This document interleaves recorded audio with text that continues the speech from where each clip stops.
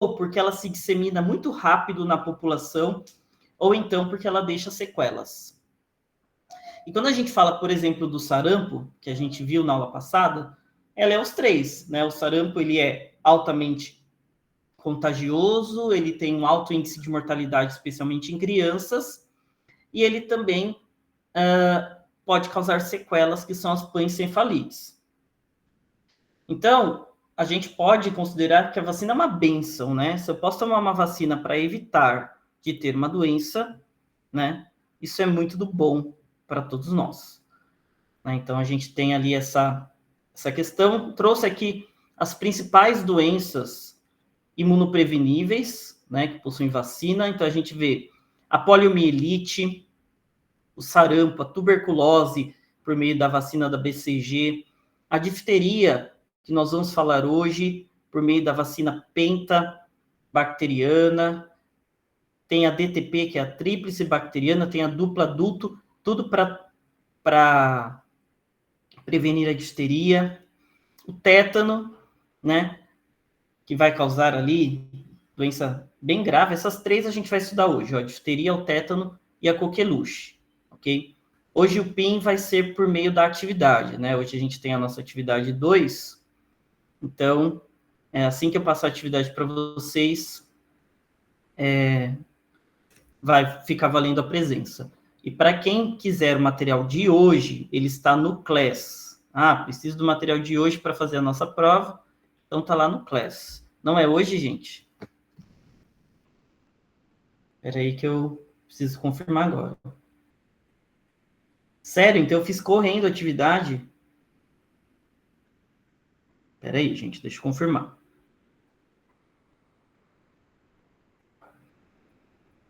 Professor, é a próxima sexta. Próxima sexta. A gente está adiantado, então, no conteúdo. Hoje... arboviroses. Semana passada eu falei do Covid com vocês. Tá, ótimo. Melhor ainda. Então é no dia 17 mesmo. Tá, tudo bem. Pelo menos já tô com esse trabalho feito para sexta-feira que vem eu não sair correndo igual um doido. Né? Tá bom. Sem problema. Bom, de qualquer forma, eu já deixei algumas dicas aí para vocês no Class, para vocês se prepararem para a prova da semana que vem. São duas videoaulas que pode ser que esteja relacionada com a atividade 2, ok? Então, continuamos. Bom, e aí a gente também observa as vacinas para as meningites, né, como é a vacina meningocóxica, que é contra a Neisseria meningitidis, as pneumonias, que são as vacinas contra o pneumococo, né, que é a pneumocóxica. Aí a gente tem vacina contra o hemófilos influenzae, contra a rubéola, contra a cachumba, contra a catapora, né? Então, hoje já tem vacina contra a varicela, tanto que agora as crianças não precisam mais pegar catapora, igual a gente pegou quando a gente era criança. Já existe a vacina ali contra o HPV, né? E essas são as principais infecções. Tem mais, tá? Tem mais vacinas, mas eu coloquei aqui só as principais. Beleza? Bom, então a gente vai falar aqui sobre o Clostridio tetani. É a primeira doença que nós vamos conversar vai ser sobre o tétano. O tétano é causado por uma bactéria, né? Então, ele é uma bactéria que é um bacilo gram positivo, né? Nós já estudamos um bacilo gram positivo, que era o Clostridium botulinum, né? Que causa o botulismo. A gente já estudou lá na microbiologia. Agora a gente vai falar um pouco sobre o Clostridium tetani, que vai causar o quê? O tétano. Essa bactéria, ela tem esporos terminais ovais, então assim como a bactéria do botulismo, a gente também vai encontrar esse endósporo. Sim, Larice, na hora do intervalo eu preparo o PIN e faço, ok? Então, a gente vai observar aqui a presença do endósporo em uma das extremidades da célula.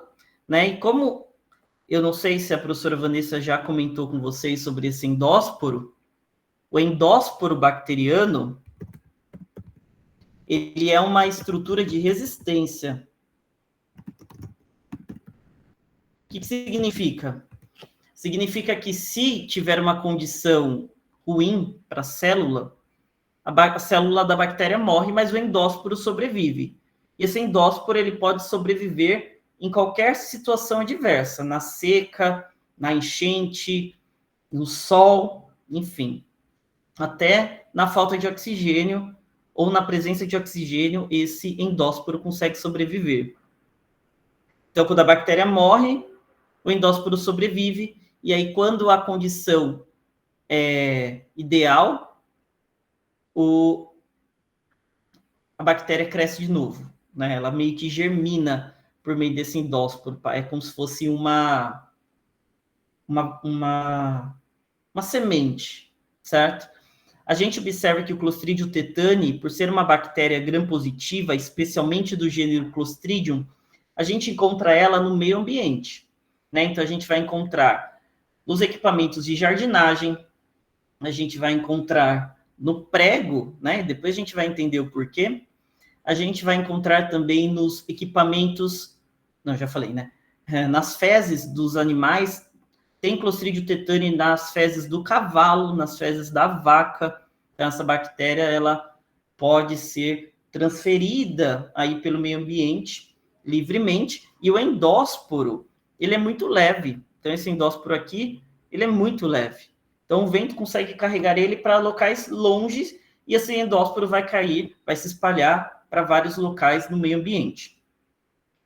É uma bactéria móvel, a temperatura ideal para ela é 37 graus Celsius, então ele gosta da temperatura do corpo, e como eu já falei para vocês, todo Clostridium é fermentador. Então a gente entende que eles são anaeróbios estritos. Eles gostam de local sem oxigênio, certo? Bom, a doença que ele vai causar é o tétano, especialmente em indivíduos que não são vacinados, né? Então, se eu sou vacinado contra o tétano, a gente observa que se eu me ferir, eu não vou pegar a doença. Isso é importante, porque eu me vacinei contra o tétano no ano passado. Então, eu tenho 10 anos de proteção. Então, até os meus 46 anos, eu terei proteção contra o tétano. E o tétano, ele acontece... Deixa eu ver se vocês sabem. Como que a gente pega tétano? Ô, Viote! Olha, que bom que você apareceu. Tá melhor?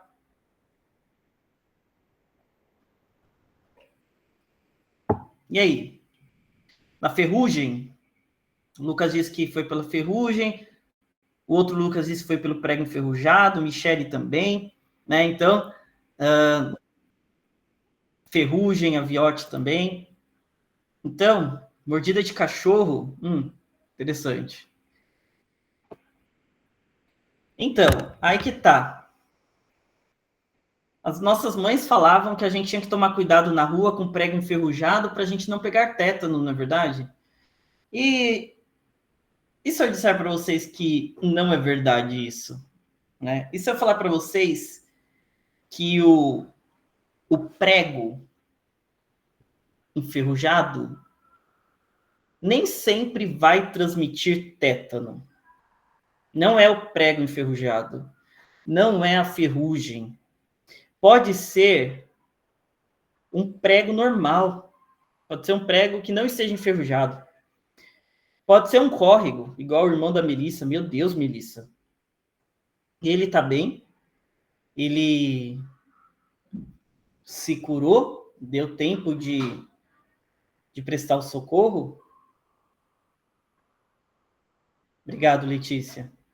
Que bom, porque o tétano é uma doença que no dia seguinte ele já está tendo sintomas, e aí, se a pessoa pegar o tétano, aqueles neurônios infectados não tem cura para os que estão infectados. Que bom que deu.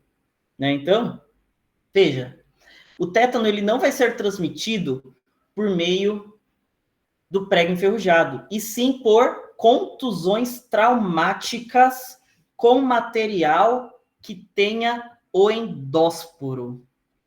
Então, o que vai causar o tétano vai ser o endósporo, e não prego nem a ferrugem, certo? Então, cadê minha canetinha, gente? Por que a minha canetinha não tá funcionando? Poxa, hoje não tem canetinha, tá? Não tá deixando eu usar caneta. Tá, tudo bem. Enfim, o endósporo que vai causar o tétano. Então, eu posso me perfurar com um material sem ferrugem. Por exemplo, se eu tiver uma contusão traumática com um caco de vidro que tem o endósporo, eu pego. Se for com uma lata de alumínio num terreno baldio, eu pego.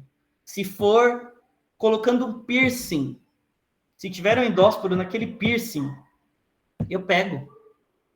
E lógico que também, se eu pisar no prego enferrujado, também posso pegar, mas não é uma regra. O tétano pode vir de várias outras formas. Pode vir até com equipamento cirúrgico. Então, a questão é, por que no prego enferrujado tem mais chance de transmitir o tétano? Porque a gente entende que se aquele prego está enferrujado, é porque ele está ali, ó, há um tempão. Então, se ele estaria um tempão, a probabilidade desse endósporo ter caído no prego, estar no prego enferrujado, é grande. Então, não é a ferrugem, certo? É o endósporo da bactéria que vai penetrar por meio de uma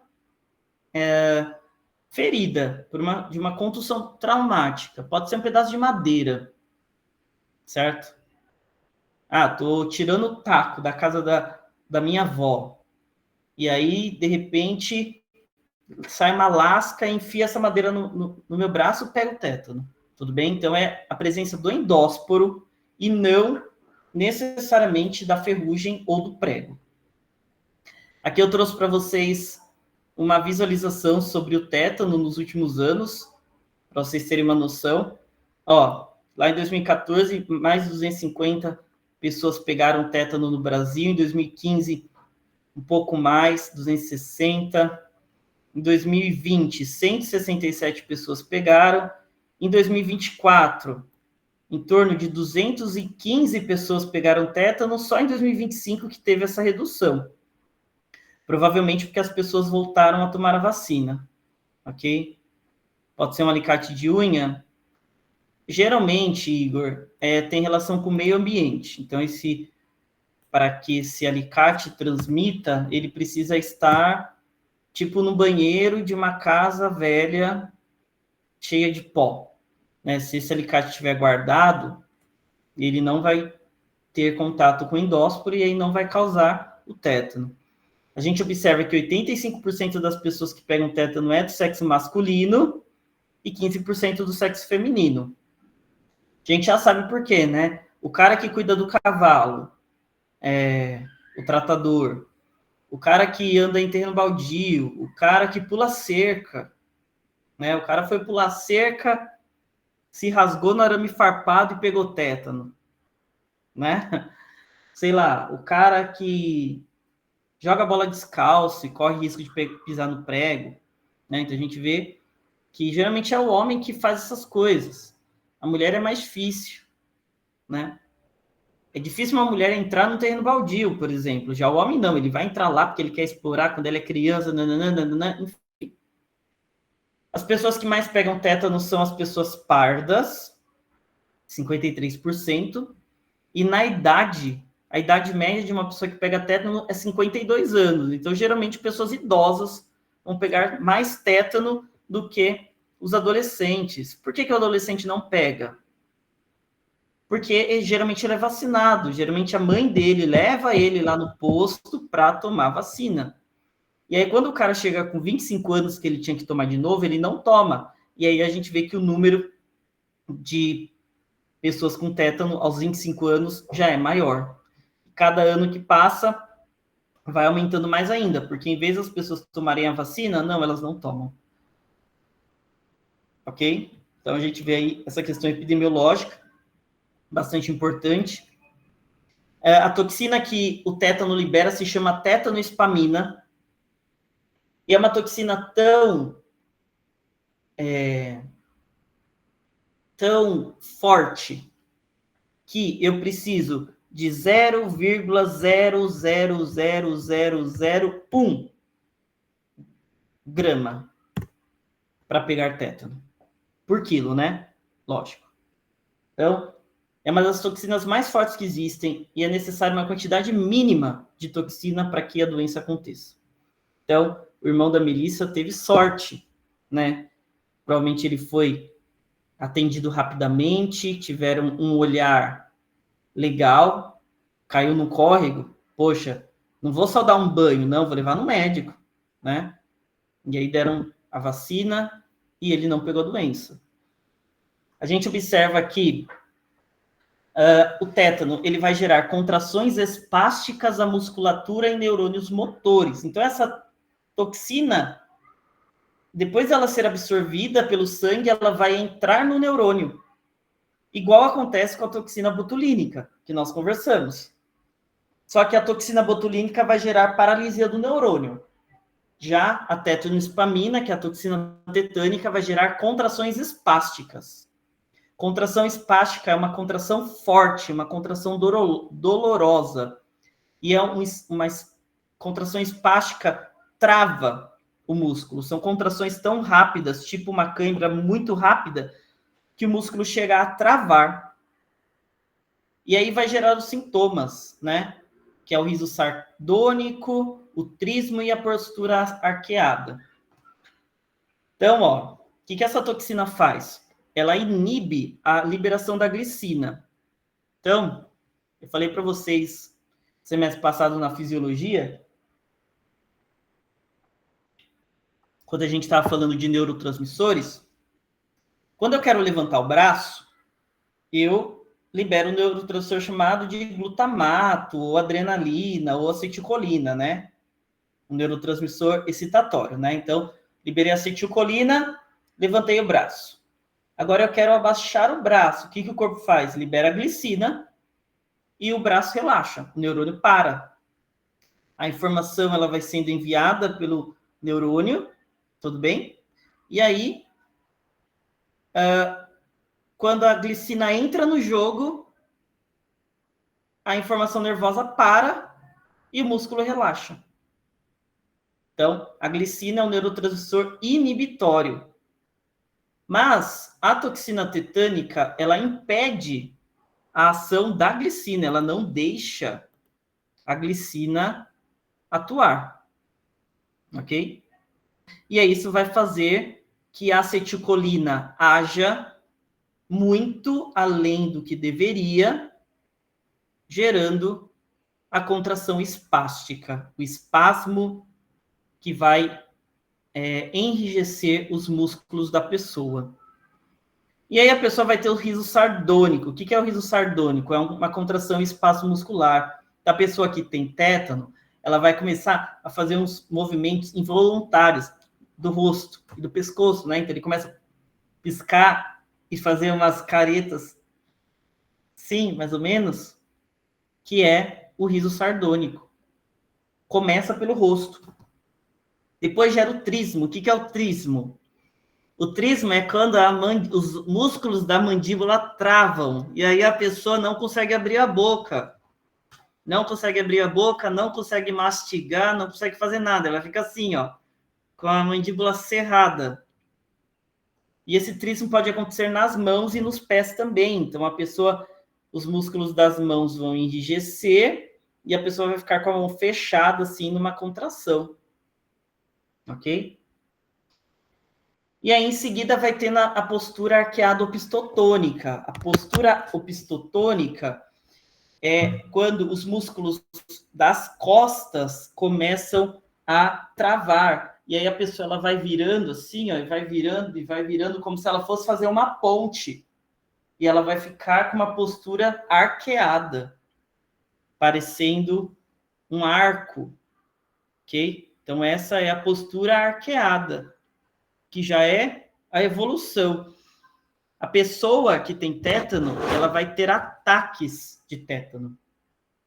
Esses ataques tetânicos podem durar ali até 1 hora, nas suas contrações, que são contrações tão fortes, tão dolorosas, que em alguns casos podem até quebrar o osso. A contração é tão forte que às vezes quebra o osso. Certo? Não sei se vocês assistiram no Grey's Anatomy, tinha um episódio que o cara era anti-vacina e aí ele pegou tétano. E lá justamente aconteceu isso, né? Quebrou o osso do braço dele porque ele não queria tomar vacina e tinha pego tétano. Então é aquilo. É uma doença que mata rápido. Tétano, no primeiro dia já tá... Não, 3 dias. Já começa a ter resposta e aí já começa a sua patogênese bem forte. Então, o que a gente vê? Cadê? Oxi. Peraí que eu apertei onde não devia. Então, aqui a gente vê a ação da toxina. Então, o que acontece? A toxina, aqui a gente tem o neurônio pré-sináptico, que está trazendo a informação do cérebro, vai passar para o neurônio pós-sináptico, que é o neurônio motor, e esse neurônio motor vai passar a informação para o músculo. Ok? Então, é assim. Pré-sináptico envia a informação nervosa para o pós-sináptico, que é o motor, e depois passa essa resposta para o músculo. Beleza? E aí o músculo tem ação. Quando é para parar essa informação nervosa, esse outro neurônio aqui, que é o neurônio inibitório, ele libera a glicina, aí a glicina impede que a informação nervosa passe para esse neurônio não passa a informação para o músculo e o músculo relaxa. Então, a glicina, ela vai ser liberada por esse neurônio, silenciando este neurônio aqui, ó, que é o neurônio que está trazendo a informação do cerebelo. E aí o próximo neurônio também para e o músculo descansa, relaxa. Mas o que acontece? O neurônio, quando ele absorve a toxina tetânica, essa toxina tetânica ela vai impedir que esse neurônio inibitório libere a glicina, ó, tá vendo? A glicina, por conta da presença da toxina tetânica, ela não vai ser liberada. Se ela não for ser liberada, a informação nervosa vai ficar passando aqui, ó, o tempo todo. E o músculo vai ficar contraindo, até o momento que ele trava, de tanta contração que ele faz. Como se fosse cãibra. E aí, de repente, trava. Porque tremeu muito, entendeu? Só um instante, pessoal. Só um segundo.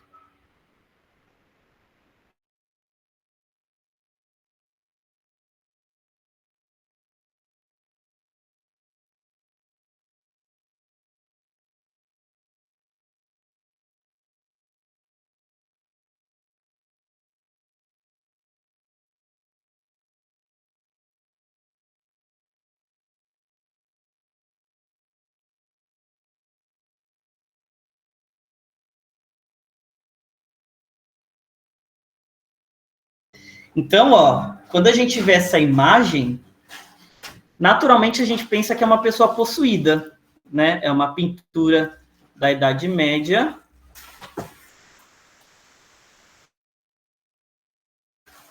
É uma pintura da Idade Média e parece que a pessoa está possuída, né?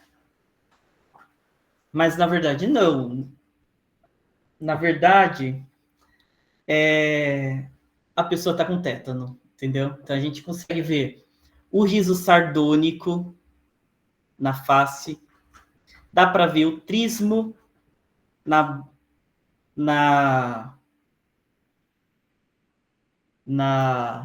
mandíbula, o trismo nas mãos, o trismo nos pés e também a postura arqueado-opistotônica. Então, se a gente vê essa imagem sem contexto, a gente fala que a pessoa está possuída. Mas não, é tétano.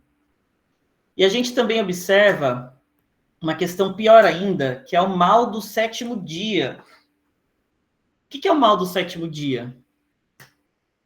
Ele ocorre quando o bebê pega tétano assim que nasce. Então, a gente observa aqui, ó, um neném com tétano. A gente vê a postura opistotônica, a gente vê o trismo na mãozinha dele, no pezinho dele, e é logo que a criança nasce, ali entre mais ou menos o sétimo dia, a pessoa o neném já começa a ter os sintomas. Mas por que isso acontece? Imagina, pessoal lá na terra da Poliana, né, lá no Nordeste, está numa fazenda, ou até mesmo no interior, nas cidades do interior. Não é passado pela mãe. Lá no interior, geralmente o pessoal tem gado, fazenda, né? E o hospital muitas vezes é longe. Então, geralmente, as crianças nascem de parto normal, aí a gestante vai, tem o neném nasce, e a pessoa fala, ô fulano, ô José, pega lá uma tesoura para a gente cortar o cordão umbilical. Aí o que o José faz? Ele vai lá na casa de ferramentas, traz aquela tesoura de poda, aquela tesoura que ele usa no plantio, e vai, corta o cordão umbilical. E aí o endósporo que está na tesoura acaba entrando pelo cordão umbilical e causando o tétano no neném.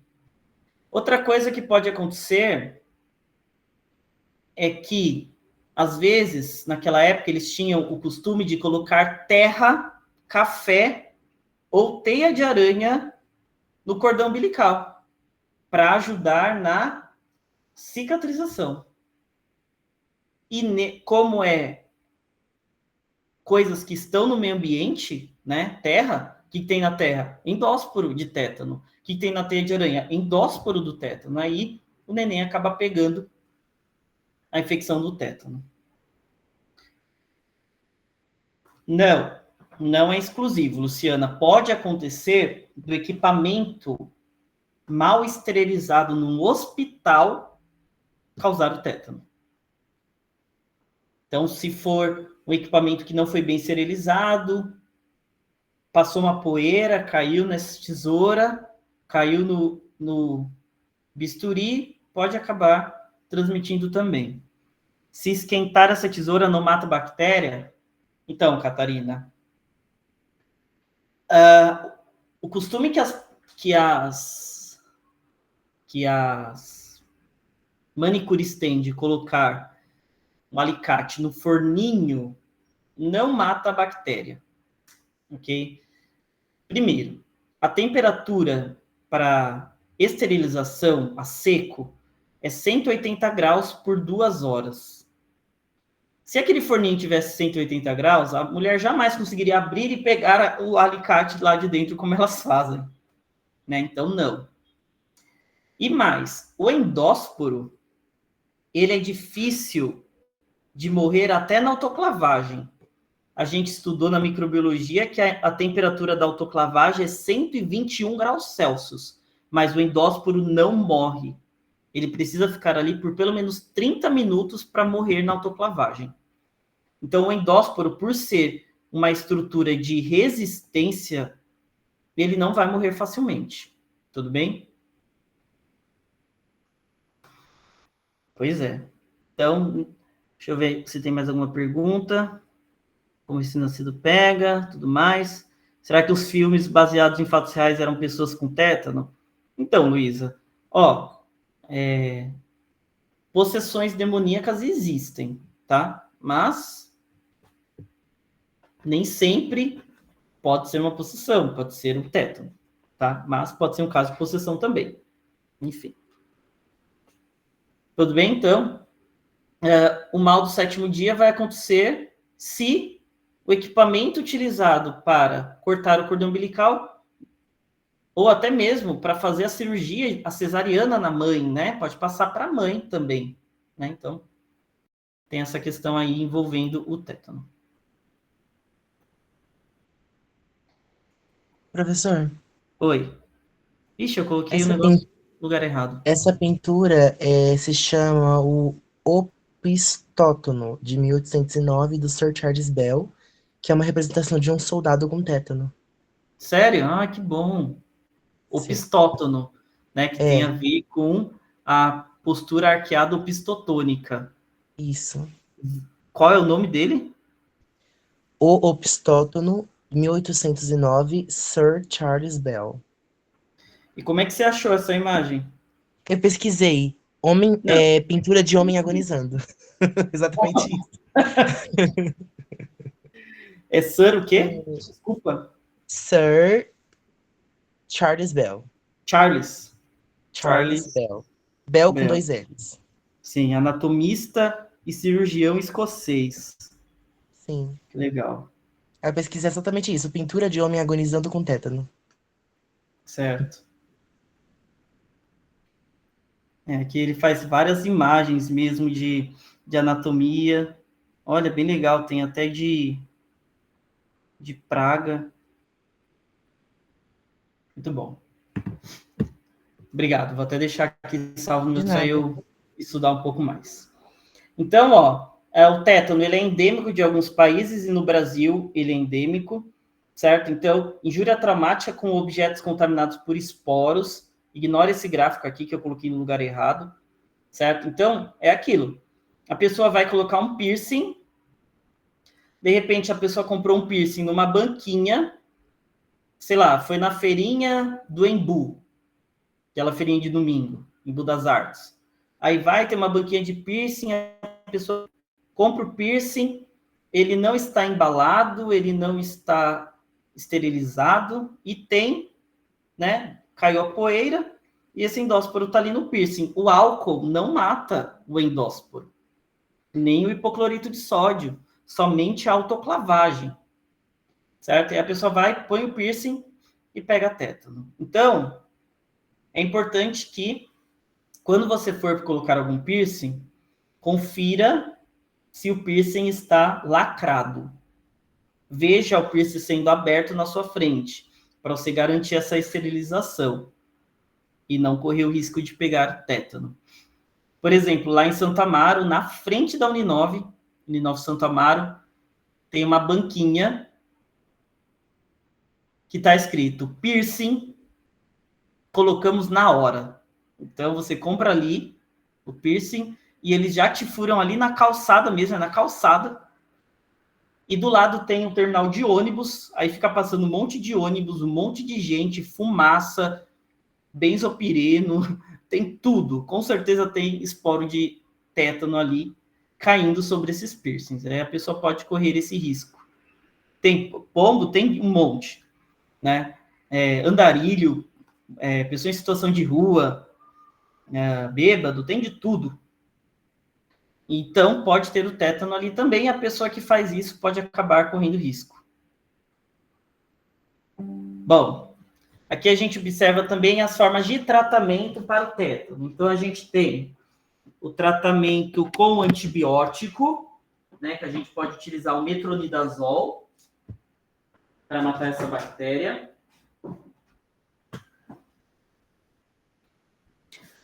Podemos colocar também um neutralizador da toxina. Para neutralização da toxina, a gente vai utilizar o soro antitetânico, certo? Que são anticorpos. Esses anticorpos duram ali em torno de 15 dias no sangue da pessoa. Eu posso utilizar um bloqueador muscular para tentar impedir que a pessoa tenha os espaços musculares. A gente pode utilizar diazepam também. Então, o diazepam ele pode ser utilizado. E a vacinação contra toxoide tetânico. Sim, Luiz, a melhor forma de prevenção é sempre tomar a vacina, né? Porque depois esses tratamentos podem, se for um tratamento tardio, ele pode não funcionar, certo? Ele é apenas profilático ali para tentar evitar. Mas se a pessoa pegou tétano e demorou alguns dias para tomar o tratamento, não vai funcionar.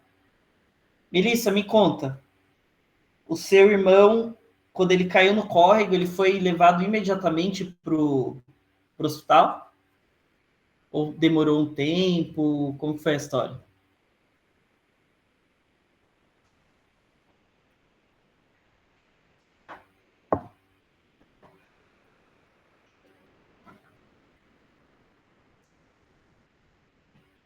Na mesma hora, tá vendo? Então, por isso que o tratamento foi eficaz. Porque a pessoa, na mesma hora, foi e já, com coisa de 1 hora, no máximo 2 horas, a criança já estava recebendo a vacina e o soro. Por que a gente usa a vacina e o soro? O soro é para destruir a toxina e a vacina é para fazer o corpo produzir anticorpo para os próximos dias, né? Então, sempre que a pessoa tiver contato com tétano, o tempo de vacinação dela reduz para 5 anos. Ela dura 10 anos, mas se você teve contato com tétano, reduz para 5. Então, você já aplica a vacina na pessoa para que ela volte a ter essa imunidade, certo? Nossa, Melissa, caramba, eu imagino. Quase que ele foi conhecer o Pennywise, né?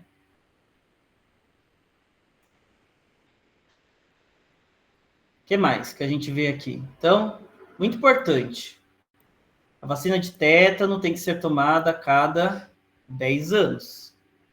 Tudo bem? Então, se você já tem mais de 25 e você não tomou a dose de reforço do tétano, você precisa ir atrás disso. Tudo bem? É verdade que uma pessoa com tétano tem que ficar no escuro? Então, de uma certa forma, sim, Vera. Por quê? Porque os ataques tetânicos, eles acontecem de repente.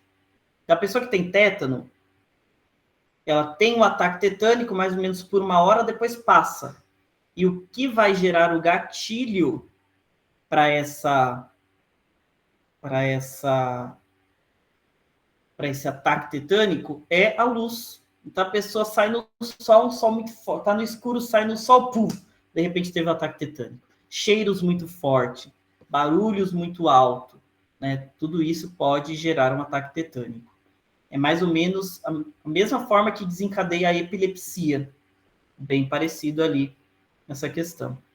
A vacina não demora 7 dias para ter efeito? O tétano com 3 dias começa os sintomas? Sim, Luciano, exatamente. É por isso que a gente tem que tomar a vacina do tétano antes de pegar. Então, eu tomei lá ano passado, porque se esse ano eu pegar, eu já tenho imunidade, eu já tenho anticorpo, né? Agora, se a pessoa esperar pegar tétano para depois tomar vacina, pode ser que não dê tempo. Então, veja, quando a pessoa pega o tétano, ela tem que tomar o soro, que é o soro antitetânico, que vai neutralizar a toxina. Então, a pessoa vai tomar o soro é o próprio anticorpo que vai eliminar a toxina. E aí, para prevenção, a pessoa já toma a vacina junto para que ela comece a criar mais imunidade nos próximos dias. Ferimentos profundos aumentam o risco? Sim, Giovana. Sim, porque aí o micro-organismo pode entrar mais facilmente, ter mais acesso ao neurônio e tal. Ok? Tranquilo? Então, aqui, ó, o tratamento, ó, como ele é feito. A gente pode utilizar a imunoglobulina humana antitetânica, certo? Isso aqui é um biofármaco, que são os próprios anticorpos humanos, que aí, geralmente, a gente coloca ali 250 unidades internacionais para profilaxia e, de forma terapêutica, 500 unidades internacionais. Ah, essa dose profilática aqui, com essa imunoglobulina, vai durar em torno de 1 mês. Então, a gente usa em pessoas que correm muito risco. Eu estou indo, sou um soldado e vou trabalhar numa situação que tem muito risco de tétano. Aí eu tomo de forma profilática. Ok?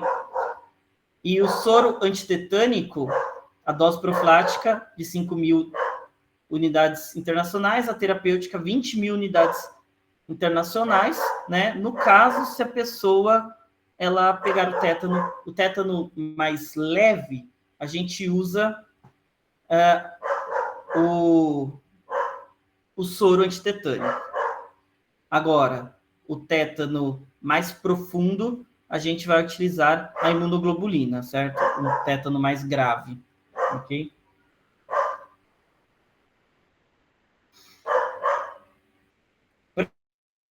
Pronto. Agora a gente vai falar sobre o Corynebacterium diphtheriae.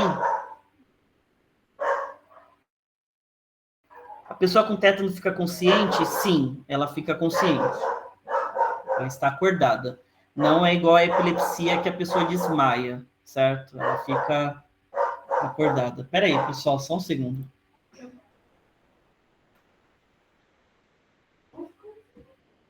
Pois é, então a gente tem que tomar cuidado, né? É aquilo. Especialmente quem brinca na rua, né? Quem gosta de ser aventureiro. Eu mesmo, eu vivia pulando muro, andando em terreno baldio, né? Coisa de biólogo doido, né? A chance de eu ter pego tétano era enorme, certo? Então, tem que tomar cuidado. Agora a gente vai falar do Corynebacterium diphtheriae. O Corynebacterium diphtheriae, ele é a bactéria que vai causar a difteria, certo? E as pessoas acham que difteria é uma doença do intestino. As pessoas confundem difteria com disenteria. Eu também confundia. Mas não, difteria é um problema na garganta ou na pele, no geral. Ele é um bacilo gram-positivo de aspecto claviforme. O que é uma clava? Uma clava é essa arma da época medieval. Então, os gladiadores utilizavam essa arma aqui para lutar lá no Coliseu e tudo mais. E o bacilo, o Corynebacterium, ele parece uma clava. Então, ele é um bacilo que na ponta tem uma região mais arredondada, muito parecida com essa clava, que é parte ali da sua estrutura. Mas apesar de ter essa região arredondada, não é um esporo, não é um endósporo. Porque ele não tem essa capacidade de ficar com endósporo de resistência no meio ambiente. Isso é somente para o gênero Clostridium. Corynebacterium não. Ok? Eles são aeróbios, fazem parte da microbiota nasofaringe e da pele, e ele vai gerar uma epiglotite. Quando a pessoa pegar essa bactéria da difteria, essa bactéria ela vai infectar a garganta, vai infectar a laringe, a faringe, a laringe. Se for o Corynebacterium ulcerans, que é uma espécie de difteria zoonótica, é uma difteria dos animais, mas o homem ele pode acabar contraindo porque é uma zoonose. Então, se pegar essa Corynebacterium ulcerans, geralmente ele vai crescer na traqueia. Sim, gostam de oxigênio, são aeróbios. Agora, no humano, a difteria humana, que é o Corynebacterium diphtheriae, geralmente vai acontecer na faringe. Pode acometer as tonsilas, né? Então, ali na região da garganta mesmo.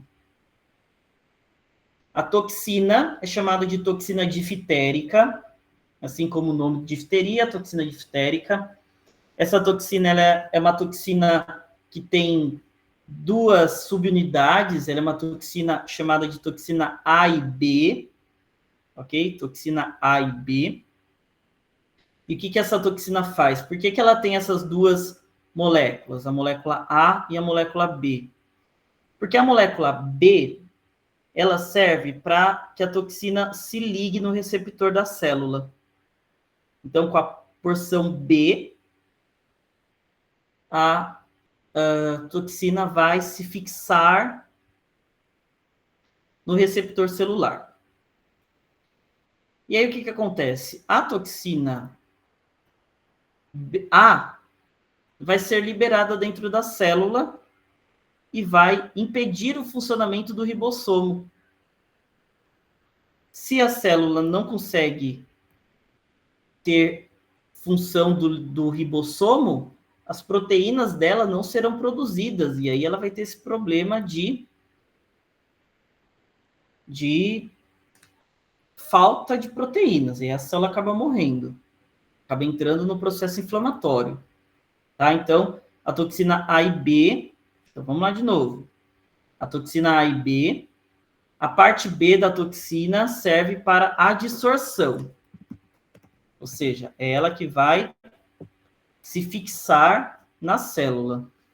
E aí, depois essa toxina A, ela vai ser liberada dentro da célula e vai agir impedindo a função do ribossomo.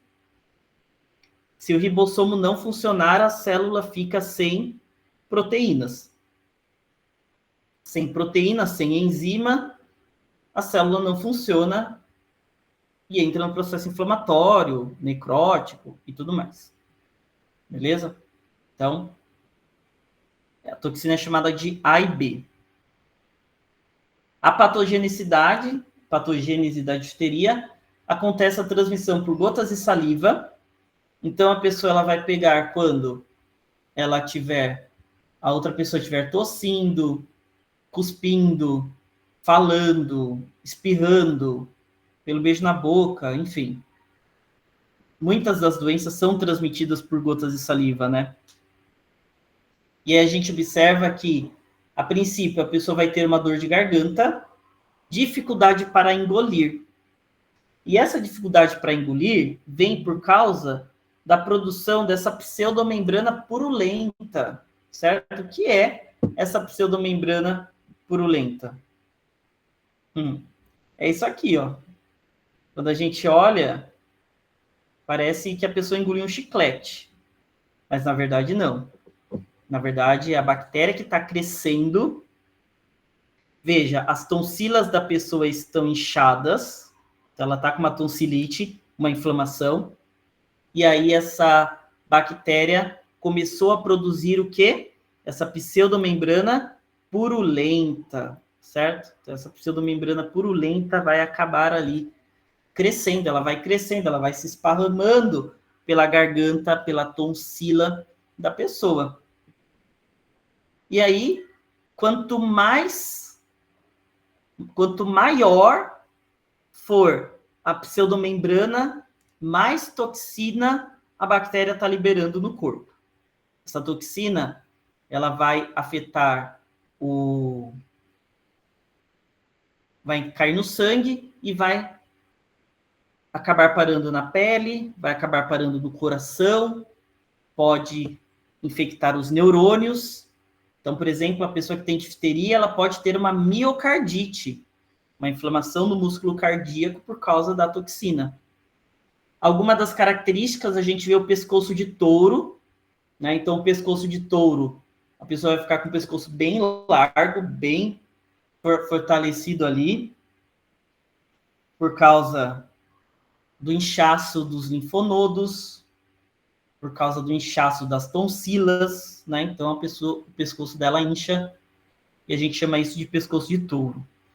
A gente vê a pseudomembrana purulenta, lá na garganta da pessoa. Essa pseudomembrana dificulta a respiração. Já começa por aí. Ela dificulta a deglutição. A pessoa vai sentir dor quando engole, porque passa na pseudomembrana, porque está inflamado, e às vezes pode tampar a via respiratória, gerando uma apneia. E aqui a gente vê também, na letra C, uma ferida Então, aqui a gente vê uma ferida necrótica. A ferida de pele da difteria, ela vai ter a pseudomembrana na borda e o meio vai ficar necrosado com difícil cicatrização. Ok? Então, pode acontecer dessa bactéria acabar vindo pelo sangue e infectando a pele da pessoa. Então, primeiro, ela está na garganta. Quanto mais pseudomembrana, mais toxina. Aí essa pseudomembrana pode acabar liberando bactérias e toxina na corrente sanguínea, que vai acabar gerando a lesão na pele, cutânea, né? A lesão no coração, gerando uma miocardite, e também a perda de movimentos porque afeta o nervo periférico. Então, se chegar no nervo, a pessoa vai ter dor, né? Vai ter, às vezes, ataxia, que é uma paralisia daquele nervo por conta da bactéria. A morte acontece por obstrução respiratória ou por miocardite. Então, se essa toxina chegar ali no coração, pode fazer um ataque cardíaco. Ou então, obstrução respiratória quando tampa a traqueia, quando tampa a laringe e a pessoa não consegue respirar, né? Então, ali a gente tem o maior risco em crianças e em idosos, né? Em crianças, tá acontecendo... Deixa eu ver só uma coisa. Tá acontecendo em crianças porque os pais hoje em dia não querem vacinar contra a difteria. Em idosos está acontecendo porque a pessoa para de se vacinar. Essa vacina, ela é inativada. Então, ela pode ser tomada a vida inteira. Aí o idoso não toma. Geralmente, o idoso quer ficar lá fazendo jardinagem. Inclusive, eu preciso até levar meu pai para tomar, porque ele gosta de jardinagem, ele está idoso e ele não tem a vacinação, né? Então, eu preciso levar ele, aproveitando. E acabar pegando... agora eu misturei com tétano. Desculpa, gente. Desculpa, misturei com tétano. Mas, enfim. Tanto o tétano quanto a difteria, ela é mais prevalente em crianças e idosos. Criança no tétano porque brinca na rua, e o idoso porque mexe com jardinagem, e a difteria por conta da imunidade mesmo. Viajei. Aqui, ó, para o diagnóstico, a gente vai fazer a coleta da borda abaixo da pseudomembrana. Então, eu tenho que passar o swab aqui, ó, na borda, tomando cuidado para não quebrar, certo? Então, se eu raspar, essas bactérias podem acabar no sangue, gerando sepse. Então, não pode raspar. E esse material, ele vai para microbiologia. Ele vai para o laboratório de microbiologia. Isso aqui é uma bactéria, né? A gente tem tripé de diagnóstico para ela, né? Então, qual é o gram dessa bactéria? Bacilo gram positivo, certo? Então, apesar dele se chamar Corynebacterium, o gram para essa bactéria é bacilo gram positivo. O agar para essa bactéria é o agar-sangue. Como que é feito o agar-sangue, pessoal? Mesmo? Com sangue de quê mesmo? Que sangue que a gente usa para fazer esse agar? É sangue humano? Muito bom, Letícia. Sangue de cavalo. Isso mesmo. Antigamente a gente fazia com sangue de carneiro. Agora a gente faz sangue de cavalo. Oi, Ivone, boa noite. Então, essas vacinas são fornecidas pelo SUS? Com certeza. É só você ir na primeira UBS que você encontrar e pedir para fazer a vacinação. Inclusive, tem na Uninove. Na Uninove da Vergueiro, o dia inteiro, no hospital lá, eles também fazem a administração dessas vacinas. Tá bom? Então, É bem na Secretaria da Saúde. O hospital da Uninove é onde tem a Secretaria da Saúde. Então, eles administram lá na Vergueiro. Ok? Quando eu tomei na Uninove. Essa vacina eu tomei na Uninove mesmo. Então, aqui, ó, a gente observa que as colônias geralmente vão crescer em duplinha, ok? Parece Carole e Grazi, né? Sempre ali na duplinha. O agar sangue, ele é um agar enriquecido, ok? O agar sangue é o agar primário, que é o agar enriquecido. Agora, o agar secundário, a gente chama de agar cistina telurito. Agar sangue com cistina telurito. Ok? Então, ó, agar sangue normal. A cistina é para a bactéria crescer azul. Aí a gente consegue saber qual Corynebacterium a gente está tratando, a gente está observando, beleza? E o telurito, ele serve para impedir o crescimento das outras bactérias da garganta.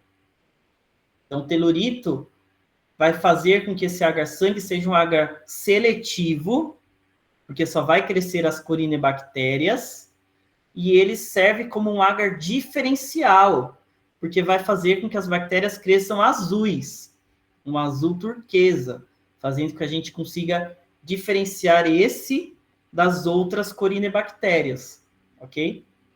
Então, na microbiologia, esse aqui é o agar. E os testes bioquímicos? A gente pode utilizar ali o agar, que é o meio Tinsdale, ou soro de Loeffler. A gente vai utilizar esses dois agares, ó. Meio Tinsdale e o soro de Loeffler, ok? Que são os meios de cultura para os testes bioquímicos para Corynebacterium. Tem uma coloração diferenciada. A gente pode fazer a coloração de Gram, né? Mas a gente também pode fazer essa coloração de Albert Leybourne, que a gente vai utilizar azul de metileno. Essa coloração do Albert Leybourne, ela é exclusiva para Corynebacteria, tá? Não cora as outras. Assim como a tinta da China é uma coloração exclusiva para o Cryptococcus, assim como a Zeo-Nielsen é exclusiva para tuberculose, a coloração de Albert Leybourne é exclusiva para as Corynebacterias. E aí a gente vê que tem esse azul de metileno de Leybourne, certo?